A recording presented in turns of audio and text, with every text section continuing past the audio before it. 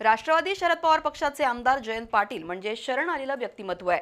वाळवा शिराळा वगळता महाराष्ट्राच्या राजकारणात त्यांचा कधीच प्रभाव नव्हता। त्यामुळे आमदार जयंत पाटील हे पात्र महाराष्ट्राच्या राजकारणात सिरियस घेण्यासारखं नाही अशी टीका आमदार गोपीचंद पडळकर यांनी केली।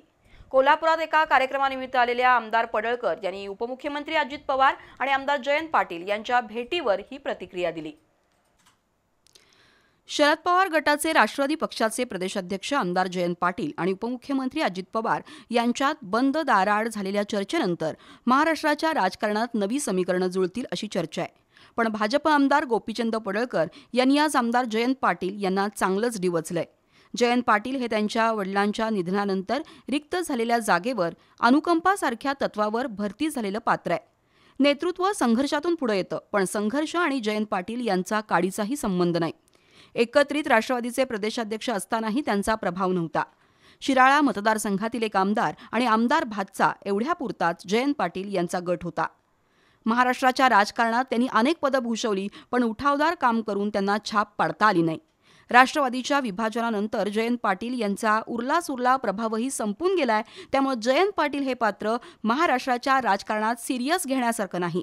जयंत पाटील यांचा प्रभाव पूर्वी पण नव्हता आणि आता तर बिलकुल नाही अशी टीका गोपीचंद पडळकर यांनी केली आहे। जयंत पाटील हे पात्र महाराष्ट्राच्या राजकारणामध्ये आता फार प्रभावी नाही।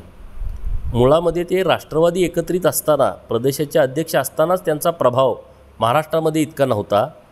स्वतः त्यांचा भाचा आणि त्यांचे सहकारी शिराळा मतदारसंघाचे आमदार ते 1 आणि 2 याच्यापेक्षा त्यांचा काही जास्त मोठा गट महाराष्ट्रामध्ये नव्हता।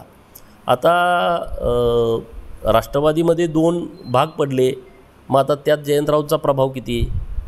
त्यांचा भाचा पण निवडणुकीमध्ये हारला, त्यांचा सहकारी जो समर्थक एकमेव आमदार नवसाचा होता तो पण हारला आणि जयंतराव नुसते 11,000 मतांनी निवडून आले। जयंतराव त्यात कुठल्याच पटडीत बसत नाही।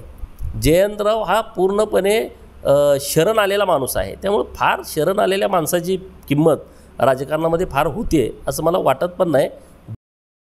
विरोधी पक्षानं सरकार विरोधात संघर्ष करून जनतेला न्याय मिळवून द्यायचा असतो। अधिवेशनात सरकारला धारेवर धरायचं असतं, पण आमदार जयंत पाटील अशा कुठल्याच पठडीत बसत नाहीत अशी टीका करत आमदार जयंत पाटील म्हणजे शरण आलेलं व्यक्तिमत्व आहे असा टोला पडळकर यांनी लगावला।